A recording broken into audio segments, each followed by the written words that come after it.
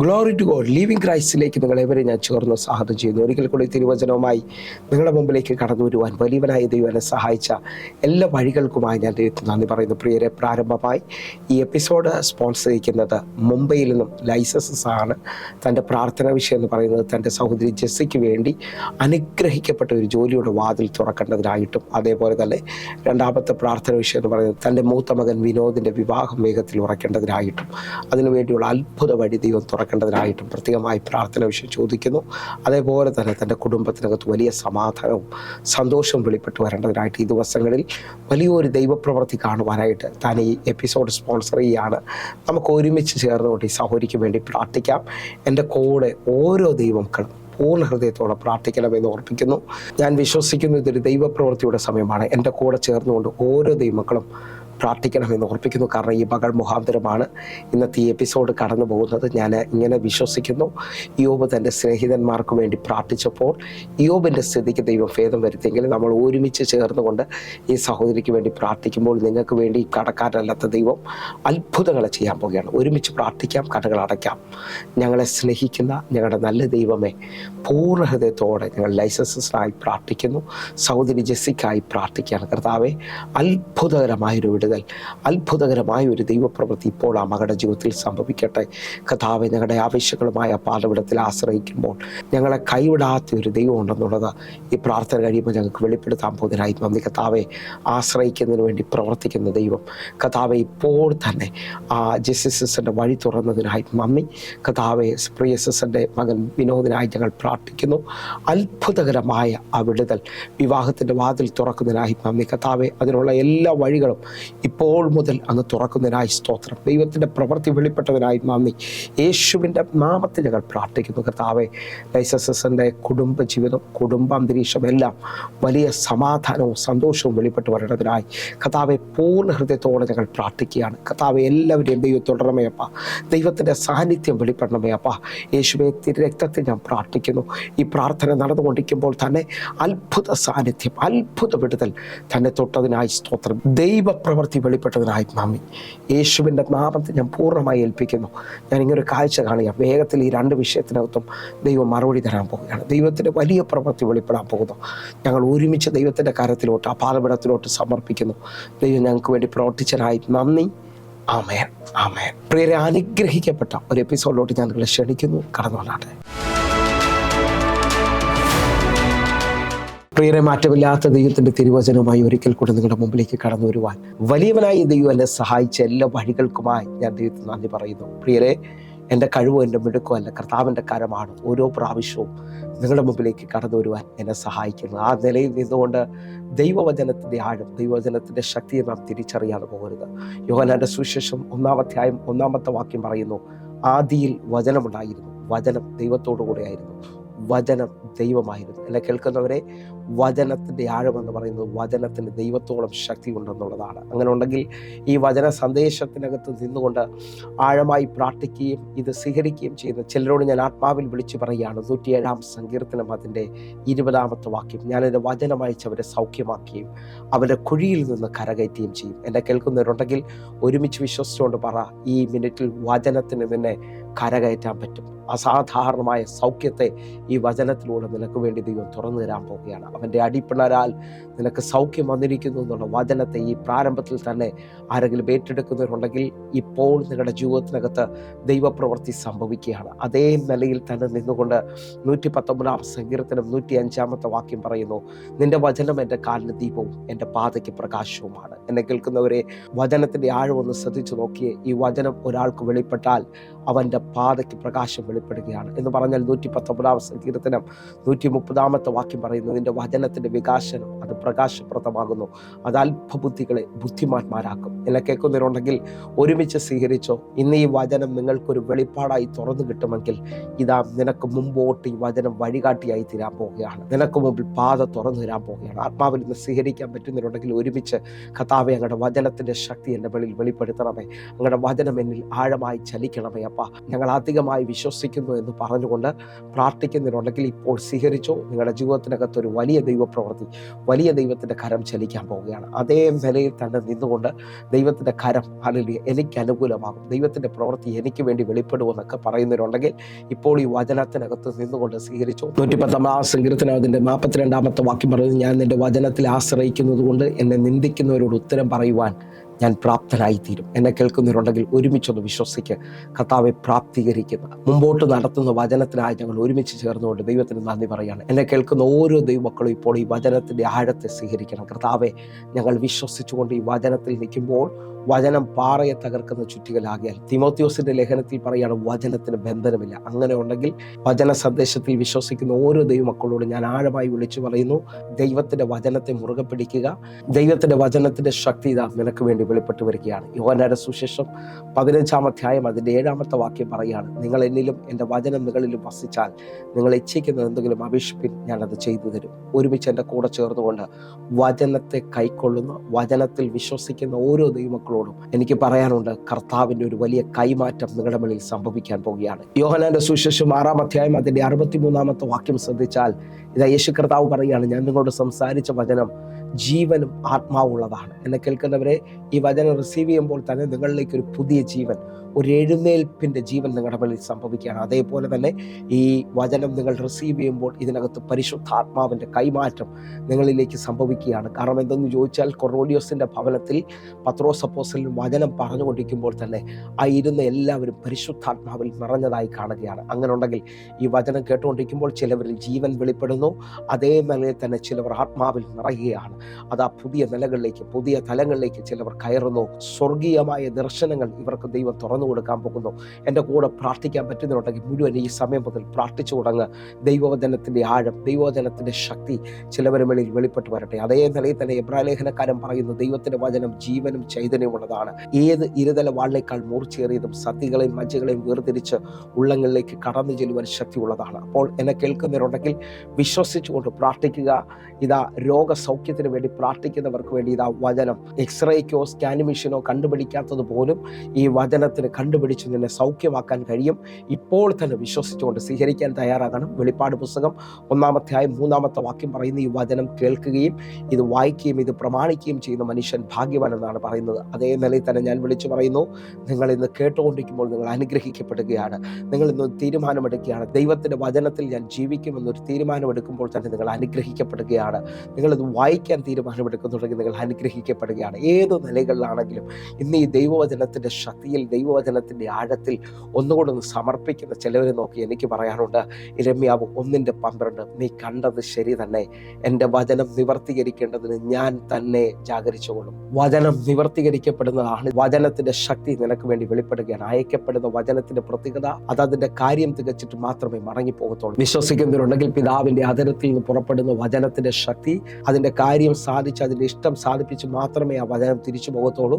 അങ്ങനെ ഉണ്ടെങ്കിൽ പത്രോസിൻ്റെ ഒഴിഞ്ഞ പടകിൽ വെളിപ്പെട്ട ദൈവശബ്ദം അവൻ്റെ പടകിന് നിറച്ചെങ്കിൽ, കാനാവിലെ കല്യാണ വീട്ടിൽ ബീജം തീർന്നു എന്ന് പറഞ്ഞെടുത്ത് ദൈവശബ്ദം വെളിപ്പെട്ട് പുത്തൻ ബീജിനെ പച്ചവെള്ളത്തിൽ ഉളവാക്കിയെങ്കിൽ, ഞാൻ ആത്മാവിൽ വിളിച്ചു പറയുന്നു, ഭൂമി പാഴും ശൂന്യവും ആഴത്തിനുമേതെ ഇരുളായിരുന്നു എന്ന് പറഞ്ഞാൽ ഷേപ്പില്ലാത്ത ഭൂമിയെ ഏതൻ പർദീസയാക്കി തീർക്കാൻ ദൈവശബ്ദത്തിന് കഴിയുമെങ്കിൽ, ഞാൻ ആഴമായി ചിലതിനെ നോക്കി വിളിച്ചു പറയുന്നു, ആരംഭത്തിൽ ദൈവം പ്രവചിച്ചത് വെളിച്ചം ഉണ്ടാകട്ടേതാണ്. ഇന്ന് ചിലവരെ ജീവിതത്തിനകത്ത് വെളിച്ചം വെളിപ്പെട്ടു വരുന്നു. ഇനി മറപിടിക്കാൻ കഴിയാത്ത രീതിയിൽ ഇതാ ദൈവിക അനുഗ്രഹങ്ങൾ, ദൈവിക ബ്ലെസ്സിങ്ങുകൾ നിങ്ങളുടെ മേലേക്ക് തിരിയാൻ പോവുകയാണ്. ആത്മാവിൽ സ്വീകരിക്കാൻ പറ്റുന്നുണ്ടെങ്കിൽ ഒരുമിച്ച് സ്വീകരിച്ചോ. ഇതാ ഒരു ദൈവിക അനുഗ്രഹം ചിലവരെ മേലേക്ക് ഇപ്പോൾ ചൊരിയപ്പെടുകയാണ്, അവരുടെ മേളിലേക്ക് അത് കൈമാറുകയാണ്. പരിശുദ്ധാത്മാവെ, ഇപ്പോൾ തന്നെ ഈ മക്കളുടെ മേളിലേക്ക് അത് വെളിപ്പെടുത്തുന്നതിനായി നന്ദി. യേശുവിൻ നാമത്തിൽ ഞങ്ങൾ ഒരുമിച്ച് ചേർന്നുകൊണ്ട് ഈ ജനത്തെ അനുഗ്രഹിക്കുകയാണ്. കർത്താവെ, ഇപ്പോൾ തന്നെ ദൈവവചനത്തിൻ്റെ ശക്തി മക്കളുടെ മേളിൽ റിസീവ് ആകട്ടെ. അവർ ആ പ്രാർത്ഥനയുടെ ആഴത്തിൽ വചനത്തിൻ്റെ ശക്തിയാൽ ഇപ്പോൾ തന്നെ ടെസ്റ്റുമണികളിലേക്ക്, സാക്ഷ്യത്തിലേക്ക് ഇവർ എഴുന്നേൽക്കുന്നതിനായി ഞാൻ ദൈവത്തിന് നന്ദി പറയുന്നു. അങ്ങനെ ഉണ്ടെങ്കിൽ വളരെ ശ്രദ്ധയോടെ, വളരെ പ്രാർത്ഥനയോടെ ഇന്നത്തെ വചന സന്ദേശം നിങ്ങൾ ഉറപ്പായും കേൾക്കുകയും അത് ശ്രദ്ധിക്കുകയും ചെയ്യണമെന്ന് ഓർപ്പിക്കുന്നു. കാരണം ഹല്ലേലൂയ, ഒരു പ്രാർത്ഥനയുടെ ആഴം, ഹല്ലേലൂയ, ദൈവത്തിൻ്റെ സന്നിധിയിലേക്ക് നമ്മുടെ പ്രാർത്ഥനാ വിഷയങ്ങൾ വെക്കണമെന്നുള്ളത് തിരിച്ചറിയാണ്. അങ്ങനെ ഉണ്ടെങ്കിൽ ഇന്നത്തെ ഹെഡിങ് എന്ന് പറയുന്നത്, ദൈവത്തിന് മുമ്പാകെ വെച്ച വിഷയങ്ങളിൽ വെളിപ്പെട്ട അത്ഭുതങ്ങളെ നാം തിരിച്ചറിയാതെ പോകരുത്. പ്രിയരെ, പ്രാരംഭ വാക്യങ്ങളിലേക്ക് സംഖ്യാപുസ്തകം 27 അധ്യായം അതിൻ്റെ 3 മുതൽ 5 വരെയുള്ള വാക്യങ്ങൾ. ഞങ്ങളുടെ അപ്പൻ മരുഭൂമിയിൽ വെച്ച് മരിച്ചുപോയി, എന്നാൽ അവൻ യഹോവയ്ക്ക് വിരോധമായി കോരഹിനോട് കൂടിയവരോട് കൂട്ടത്തിൽ ചേർന്നിരുന്നില്ല. അവൻ സ്വന്തം പാപത്താൽ അത്രേ മരിച്ചത്. അവന് പുത്രന്മാർ ഉണ്ടായിരുന്നതുമില്ല. 4-ാമത്തെ വാക്യം, ഞങ്ങളുടെ അപ്പന് മകനില്ലായ്ക കൊണ്ട് അവന്റെ പേര് കുടുംബത്തിൽ നിന്ന് ഇല്ലാതാകുന്നത് എന്ത്? അവന്റെ അപ്പന്റെ സഹോദരന്മാരുടെ ഇടയിൽ ഞങ്ങൾക്ക് ഒരു അവകാശം തരണം. 5-ാമത്തെ വാക്യം, മോശ അവരുടെ കാര്യം യഹോവയുടെ മുമ്പാകെ വെച്ചു. എന്നെ കേൾക്കുന്നവരെ, ഇന്ന് നാം വായിച്ചു കേട്ട ഈ 3 വാക്യങ്ങളിൽ ഏറ്റവും വലിയ ആഴമെന്ന് പറയുന്നത് മോശ അവരുടെ വിഷയം യഹോവയുടെ മുമ്പാകെ വെച്ചു. ഞാൻ ആത്മാവിൽ നിങ്ങളെ നോക്കി വിളിച്ചു പറയാണ്, നിങ്ങളുടെ ചെറുതാണെങ്കിലും വലുതാണെങ്കിലും നിങ്ങളുടെ പ്രാർത്ഥനാ വിഷയങ്ങളെ ദൈവത്തിൻ്റെ മുമ്പാകെ വെക്കുമെങ്കിൽ അതിനകത്ത് വെളിപ്പെടുന്ന അത്ഭുതങ്ങളെ നാം കാണാതെ പോകരുത്, തിരിച്ചറിയാതെ പോകരുത്. ഒന്നുകൂടെ ഒന്ന് പറഞ്ഞു കഴിഞ്ഞാൽ, ആവർത്തന പുസ്തകം 1:17 പറയാണ്, നിങ്ങൾക്ക് അധികം പ്രയാസമുള്ളതിനെ എൻ്റെ അരികിൽ കൊണ്ടുവരുവിൻ, ഞാനത് തീർത്തു തരും. എന്നെ കേൾക്കുന്നവരുണ്ടെങ്കിൽ, നമുക്ക് കഴിയാത്തത് നമ്മുടെ ജീവിതത്തിൽ ഇനി അത് നടക്കത്തില്ലെന്ന് തോന്നുന്ന അനുഭവത്തിൽ നിൽക്കുമ്പോൾ നിങ്ങളുടെ അപ്രയാസമുള്ള വിഷയങ്ങളെ കർത്താവിൻ്റെ കയ്യിൽ നിങ്ങൾ ഏൽപ്പിക്കുമെങ്കിൽ നിങ്ങളുടെ ജീവിതത്തിനകത്ത് അവിടെയാണ് വിടുതൽ സംഭവിക്കാൻ പോകുന്നത്. നിങ്ങളുടെ ജീവിതത്തിനകത്ത് അവിടെയാണ് വലിയ ദൈവപ്രവർത്തികൾ സംഭവിക്കാൻ പോകുന്നത്. എന്നെ കേൾക്കുന്നവരുണ്ടെങ്കിൽ ഒരുമിച്ചൊന്ന് വിശ്വസിച്ചുകൊണ്ട്, കർത്താവെ, ഞാൻ പൂർണ്ണ ഹൃദയത്തോടെ വിശ്വസിക്കുന്നു, അങ്ങയുടെ കരം ഞങ്ങൾക്ക് വേണ്ടി വെളിപ്പെട്ട് വരേണ്ടതിനായി, അങ്ങയുടെ പ്രവർത്തിക്കായി ഞങ്ങളിതാ ഒന്നുകൂടെ ഒരുമിച്ച് അങ്ങയുടെ സന്നിധിയിലേക്ക് വരികയാണ്. നമ്മൾ ഭാരപ്പെടുന്ന വിഷയം നാം തന്നെ ചുമക്കാതെ, സങ്കീർത്തനം 55:22 പറയാണ്, നിന്റെ ഭാരം യഹോവയുടെ മേൽ വെച്ച് കൊള്ളുക, അവൻ നിന്നെ പുലർത്തും. എന്നെ കേൾക്കുന്നവരുണ്ടെങ്കിൽ ഇപ്പോൾ തന്നെ വിശ്വസിച്ചുകൊണ്ട് പറഞ്ഞാട്ടെ, കർത്താവെ, എൻ്റെ ഭാരം ഒന്ന് കൈമാറുകയാണ്. ഇതാ എന്നെ പുലർത്തുന്ന, എന്നെ നടത്തുന്ന ഒരു ദൈവത്തെ ഞാൻ ഇതിനകത്ത് കാണുകയാണ്. ഇതാ ഈ വചനത്തിന് പശ്ചാത്തലം എന്ന് പറയുന്നത് പഴയ നിയമത്തിൽ യോസേഫിന്റെ പുത്രനായ മനേശയുടെ വംശാവലിയിൽ അല്ലെങ്കിൽ കുടുംബ പാരമ്പര്യത്തിൽ വെളിപ്പെട്ട് നിൽക്കുന്ന സെലോഫഹാദിന്റെ കുടുംബത്തെക്കുറിച്ചുള്ള ആഴമാണ് ഞാനിത് നിങ്ങളും കേൾക്കുന്നത്. ഈ മനുഷ്യന് 5 പുത്രിമാർ മാത്രമാണുള്ളത്, ആൺമക്കളില്ല. അപ്പോൾ ഇസ്രായേൽ മക്കളുടെ അന്ന് വരെയുള്ള നിയമം ആൺമക്കൾ ഉള്ളവർക്ക് മാത്രമാണ് അടുത്ത അവകാശമുള്ളത്, അല്ലെങ്കിൽ ആ കുടുംബത്തിന്റെ അവകാശങ്ങൾ, ആ കുടുംബ അവകാശങ്ങൾ കൈമാറുന്നത്. എന്നാൽ ഇതാ 5 പെൺമക്കൾ ഒരുമിച്ച് വന്ന് മോശയോട് അവരുടെ പ്രാർത്ഥന വിഷയം പറയാണ്, ഞങ്ങളുടെ പിതാവ് സ്വന്തം പാപത്താലാണ് മരിച്ചത്, യഹോവയ്ക്ക് വിരോധമായി അവനൊന്നും ചെയ്തിട്ടില്ല, ആകയാൽ അവന് ലഭിക്കേണ്ട സ്വത്ത് ഞങ്ങളുടെ പേരിലേക്ക് ആക്കി തരണം. ഇപ്പോൾ ആ വിഷയത്തെ ഇതാ മോശ യഹോവയുടെ മുമ്പാകെ വെക്കുകയാണ്. എന്നെ കേൾക്കുന്നവരുണ്ടെങ്കിൽ ആഴമായി പ്രാർത്ഥിക്കണം. ഞാൻ ഇതിനകത്ത് കണ്ട ഏറ്റവും വലിയ അത്ഭുതം എന്ന് പറയുന്നത്, നിങ്ങളുടെയും എൻ്റെയും വലുതാണെങ്കിലും ചെറുതാണെങ്കിലും വിഷയങ്ങൾ ദൈവത്തിന് മുമ്പാകെ വെച്ചാൽ, അല്ലെങ്കിൽ യഹോവയുടെ പാദപീഠത്തിൽ വെച്ചാൽ അതിന് മറുപടി ഉണ്ടെന്നുള്ളതാണ്. പുതിയ നിയമത്തിൽ നിങ്ങൾ ശ്രദ്ധിച്ചാൽ യായിറോസ് അവൻ പള്ളിപ്രമാണിയാണ് എന്ന് പറഞ്ഞാൽ ആ സ്ഥലത്തൊരു പ്രമുഖനായ വ്യക്തിയാണ്. അവന് സമ്പത്തിൽ കുറവില്ല, മറ്റു കാര്യങ്ങളൊന്നും കുറവില്ല. പക്ഷെ അവൻ യേശുവിൻ്റെ പാദപീഠത്തിൽ വന്നു വീണിട്ട് അവൻ വല്ലാതെ അപേക്ഷിച്ചെന്ന് അവിടെ എഴുതിയിരിക്കുന്നത്. കാരണം എന്തെന്ന് ചോദിച്ചാൽ, തൻ്റെ കുഞ്ഞുമകൾ അത്യാസനത്തിലിരിക്കുന്നു, അങ്ങ് വന്നൊന്ന് കൈവയ്ക്കണമെന്ന് പറഞ്ഞുകൊണ്ട് ആ പാദപീഠത്തിൽ ആശ്രയിച്ച് അവൻ അപേക്ഷിക്കുകയാണ്. ഞാൻ ആത്മാവിൽ വിളിച്ചു പറയുക, നിങ്ങളുടെ ഏത് വിഷയമാണെങ്കിലും ആ പാദപീഠത്തിൽ ദൈവത്തിൻ്റെ മുമ്പാകെ കൊണ്ടുവന്നാൽ ദൈവം അതിനുവേണ്ടി കരം നീട്ടും. ഇതാ യായിറോസിൻ്റെ കൂടെ യേശു കർത്താവ് അവൻ്റെ ഭവനത്തിലേക്ക് പോവുകയാണ്. അത് ആ ഭാഗം നിങ്ങൾ ശ്രദ്ധിച്ചു നോക്കിയാൽ, ഞാൻ നിങ്ങളെ നോക്കി ആത്മാവിൽ പറയുകയാണ്, ഇത് സ്വീകരിക്കാൻ പറ്റുന്നവർ സ്വീകരിച്ചോണം. യേശു കർത്താവ് ഒരു വലിയ പുരുഷാരവും ഇതാ മുമ്പോട്ട് പോകുമ്പോഴാണ് യായിറോസ് ഒറ്റയ്ക്ക് വന്ന് ആ പാദപീഠത്തിൽ വീഴുന്നത്. എന്ന് പറഞ്ഞാൽ മറ്റെന്തോ കാര്യത്തിന് വേണ്ടി മുമ്പോട്ട് പോകുന്ന കർത്താവിനെ വഴിതിരിച്ചത് ആ യായിറോസിന്റെ വീട്ടിലേക്ക് യായിറോസ് കൊണ്ടുപോവുക. അതിൻ്റെ ആഴം ആ പാദപീഠമാണ്. എന്നെ കേൾക്കുന്നവരെ, അനേക ഭാരങ്ങളിൽ, അനേക വിഷയങ്ങളിൽ ഇപ്പോൾ ഭാരപ്പെട്ടാണ് നിൽക്കുന്നെങ്കിൽ മറിയ നല്ല അംശം തിരഞ്ഞെടുത്തതുപോലെ ആ പാദപീഠത്തിലും ആശ്രയിക്കാമെങ്കിൽ, ആ പാദപീഠത്തെ ഒന്ന് ആശ്രയിക്കാൻ പറ്റുമെങ്കിൽ നിങ്ങളുടെ ജീവിതത്തിനകത്ത് അധികം ദൈവകൃപ വെളിപ്പെടുന്നത് കാണാൻ പറ്റും. നിങ്ങളുടെ ജീവിതത്തിനകത്ത് ദൈവത്തിന്റെ സഹായം വെളിപ്പെട്ട് വരുന്നത് കാണാൻ പറ്റും. അപ്പോൾ തന്നെ നമ്മൾ വായിച്ച സംഖ്യാപുസ്തകത്തിലേക്ക് നമ്മൾ കടന്നു വരികയാണ്. ഇതാ 5 പുത്രിമാർ വന്ന് അവർക്ക് അവകാശം തരണമെന്ന് പറഞ്ഞപ്പോൾ മോശ യഹോവയുടെ മുമ്പാകെ പ്രാർത്ഥന വിഷമിക്കുകയാണ്. അതിന്റെ 6 മുതൽ ഉള്ള വാക്യങ്ങൾ നമ്മൾ ശ്രദ്ധിക്കുന്നു. 6-ാമത്തെ വാക്യം മുതൽ, യഹോവ മോശയോട് അരുളി ചെയ്തത്, സെലോഫഹാദിന്റെ പുത്രിമാർ പറയുന്നത് ശരി തന്നെ, അവരുടെ അപ്പന്റെ സഹോദരന്മാരുടെ ഇടയിൽ അവർക്കൊരവകാശം കൊടുക്കണം, അവരുടെ അപ്പന്റെ അവകാശം അവർക്ക് കൊടുക്കണം. 8-ാമത്തെ വാക്യം, നീ ഇസ്രായേൽ മക്കളോട് പറയേണ്ടത് എന്തെന്നാൽ, ഒരുത്തന് മകനില്ലാതെ മരിച്ചാൽ അവന്റെ അവകാശം അവന്റെ മകൾക്ക് കൊടുക്കണം. വചനത്തിന്റെ ആഴം നിങ്ങൾക്ക് മനസ്സിലാകുന്നുണ്ടോ? ഇതാ 5 പുത്രിമാർ മോശയുടെ അടുക്കൽ വരുമ്പോൾ മോശ ആ വിഷയം ദൈവത്തിന്റെ സന്നിധിയിലേക്ക് വെക്കുകയാണ്. യഹോവയുടെ മുമ്പാകെ വെച്ചു. അതിനകത്ത് ദൈവം മറുപടി പറയുകയാണ്. ഞാൻ ഈ ആഴമായി പറയുന്നത് നിങ്ങൾ ശ്രദ്ധിക്കാമെങ്കിൽ ശ്രദ്ധിച്ചോ. ഏത് വിരോധമായ സാഹചര്യത്തിലും ഹിസ്കിയാവ് മരിച്ചു പോകുന്ന പ്രവാചകൻ ഉറപ്പായി ദൈവത്തിന്റെ അരുൾപ്പാട് പറഞ്ഞെങ്കിലും അവൻ തന്റെ മുഖം ചുവരിനോട് ചേർത്ത് പിടിച്ചുകൊണ്ട് കരഞ്ഞ് ഇന്നലകളിൽ അങ്ങയുടെ മുമ്പാകെ നടന്നതും അങ്ങയ്ക്ക് വേണ്ടി ചെയ്തതും ഓർക്കണമെന്ന് പറഞ്ഞു ഉച്ചത്തിൽ നിലവിളിച്ചപ്പോൾ ഇതാ പറഞ്ഞ പ്രവാചകനെ കൊണ്ട് ദൈവം മാറ്റി പറയുകയാണ്. 15 വർഷം ദൈവം നീട്ടിക്കൊടുക്കുന്നു. അതിൻ്റെ ആഴം ശ്രദ്ധിച്ചാൽ പറഞ്ഞ യെശയ്യാവ് നടുമുറ്റമെത്തുമ്പോൾ എന്ന് പറഞ്ഞ ചില മിനിറ്റുകൾക്കുള്ളിൽ ഇതാ ഹിസ്കിയാവിന്റെ മറുപടി സ്വർഗത്തിൽ നിന്ന് വരികയാണ്. നിങ്ങൾ വിശ്വസിക്കാൻ പറ്റുമെങ്കിൽ ഈ വചന സന്ദേശം നടന്നുകൊണ്ടിരിക്കുമ്പോൾ തന്നെ നിങ്ങളുടെ ആഴമേറിയ പ്രാർത്ഥനകൾക്ക് ദൈവം മറുപടി പറയാൻ പോകും. കാരണം എന്തെന്ന് ചോദിച്ചാൽ വഴിയരികിൽ ഇരിക്കുന്ന തിമായിയുടെ മകനായി ബർത്തിമായി എന്ന് പറഞ്ഞാൽ അപ്പന്റെ പേരിൽ ആ വഴിയരികിൽ യാചകനായിട്ട് ഇരിക്കുന്നവൻ, സ്വന്തം പേരില്ലാത്തവൻ ഉച്ചത്തിൽ നിലവിളിക്കുകയാണ്, ദാവീദ് പുത്ര എന്നോട് കരുണ തോന്നണമേ. ആ ആരംഭത്തിൽ തന്നെ വിരോധവും എതിർപ്പുകളും ഉണ്ടെങ്കിലും താൻ ആ നിലവിളി നിർത്തിയില്ല. ഉച്ചത്തിൽ വീണ്ടും നിലവിളിച്ചു. ഞാൻ ആത്മാവിൽ വിളിച്ചു പറയുക, നിങ്ങളുടെ നിലവിളികൾ പൊങ്ങിയാൽ ഞാനിങ്ങനെ വിശ്വസിക്കുന്നു. ഇതാ തിമായുടെ മകനായ ബർത്തിമായുടെ നിലവിളി 50 സെക്കൻഡുകളാണ് നിന്നത്. ആഴം വിശ്വസിക്കാൻ പറ്റുമെങ്കിൽ നിന്റെ പ്രാർത്ഥനയുടെ ആഴം അത് നീണ്ട പ്രാർത്ഥനകളല്ല, നിന്റെ ഹൃദയം നുറുക്കത്തോടുള്ള ആ നിലവിളിയുടെ മേളിൽ ദൈവത്തിന്റെ കരം ചലിക്കാൻ പോകുക. ഒന്നുകൂടെന്ന് പറഞ്ഞാൽ 34-ാം സങ്കീർത്തനം 18-ാമത്തെ വാക്യം പറയുന്നു, ഹൃദയം നുറുങ്ങിയവർക്ക് യഹോവ സമീപസ്ഥൻ, മനസ്സ് തകർന്നവരെ അവൻ രക്ഷിക്കുന്നു. ആഴമായി ശ്രദ്ധിക്കാൻ പറ്റുമെങ്കിൽ ഇപ്പോൾ നിന്റെ വിഷയം ദൈവസന്നിധിയിലേക്ക് കയറട്ടെ. നിന്റെ വിഷയം ദൈവത്തിന്റെ മുമ്പാകെ വെളിപ്പെട്ട് വരട്ടെ. അതിനകത്ത് നീ ഹൃദയം നുറുക്കത്തോടാണ് നിൽക്കുന്നെങ്കിൽ ഇന്നൊരു മറുപടി, ഇന്നൊരു ദൈവപ്രവൃത്തി നീ കാണാൻ പോവുകയാണ്. എൻ്റെ കർത്താവ് കൈവിടത്തില്ലെന്നുള്ളത്. ആ പട്ടണത്തിൽ തകർന്നവനെ പോലെ ഇനി മറുപടിയില്ല. എല്ലാവരും മുമ്പിൽ നീ ഒരു പരിഹാസ വിഷയം പോലെ നിൽക്കുന്നെങ്കിൽ എൻ്റെ കർത്താവ് നിനക്ക് വേണ്ടി പ്രവർത്തിക്കുകയാണ്. എൻ്റെ കർത്താവ് നിനക്ക് വേണ്ടി അസാധാരണമായ എന്തോ വലിപ്പം ഇപ്പോൾ ചെയ്യുകയാണ്.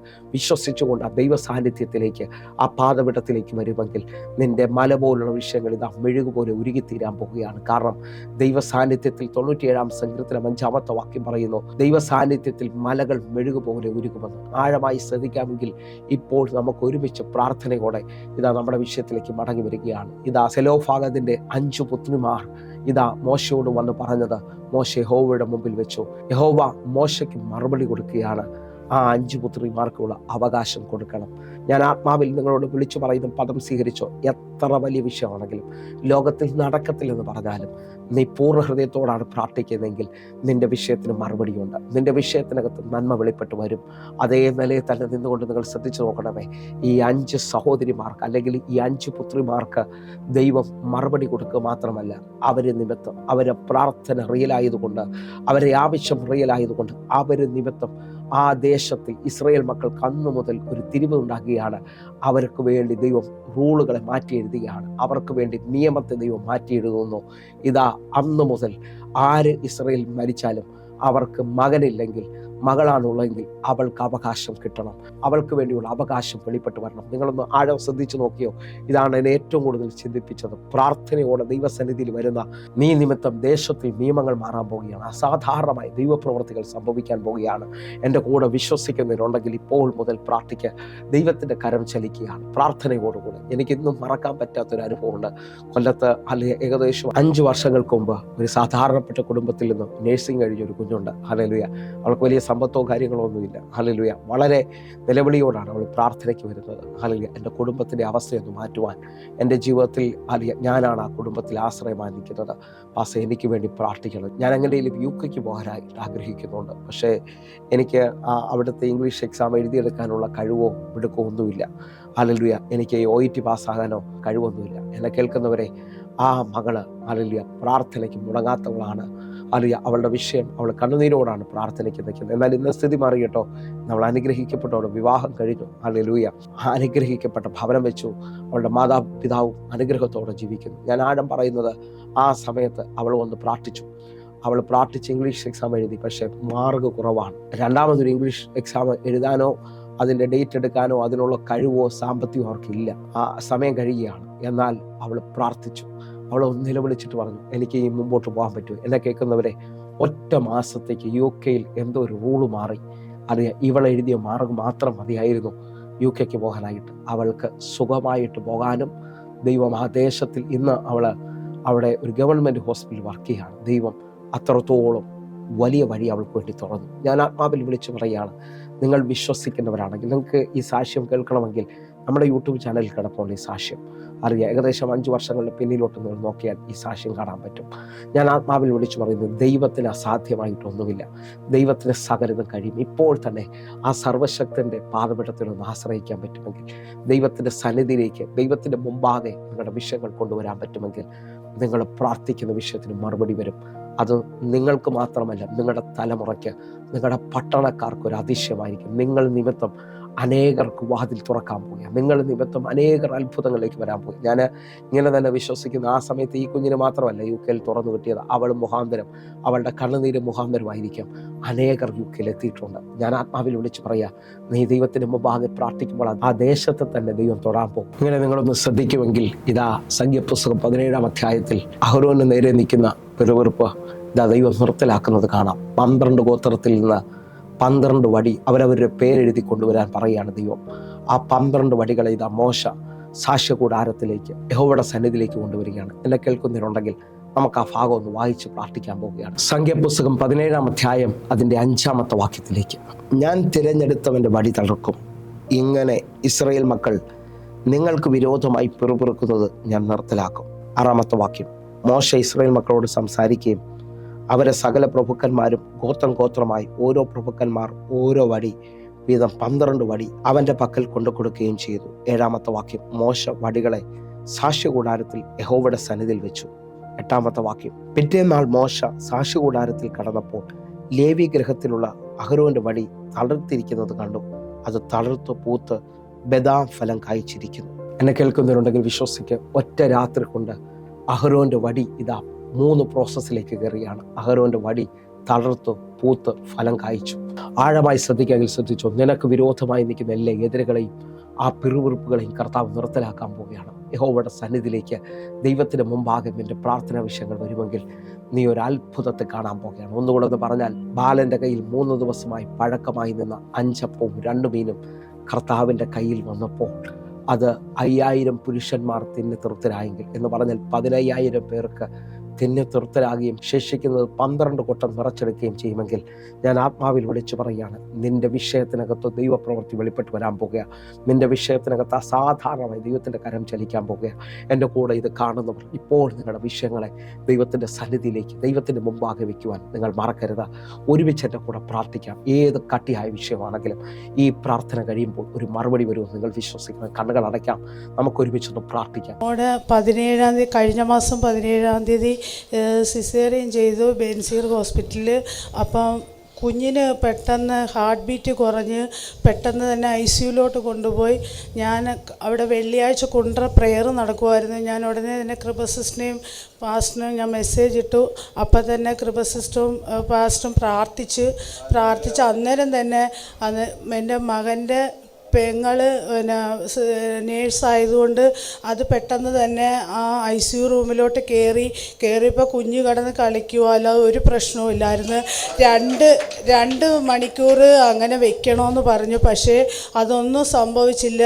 ദൈവം അവിടെ അനുഗ്രഹപ്രദമായി, ഒരു കുഴപ്പമില്ലാതെ ദൈവം ആരോഗ്യത്തോടെ, അതേ തന്നെ ഒരു എല്ലായിടവും അവിടെ കിടക്കുന്ന എല്ലാവർക്കും കുഞ്ഞിനെ ഡിസ്ചാർജ് ആകുമ്പം അമ്മയ്ക്ക് പറ്റത്തില്ല.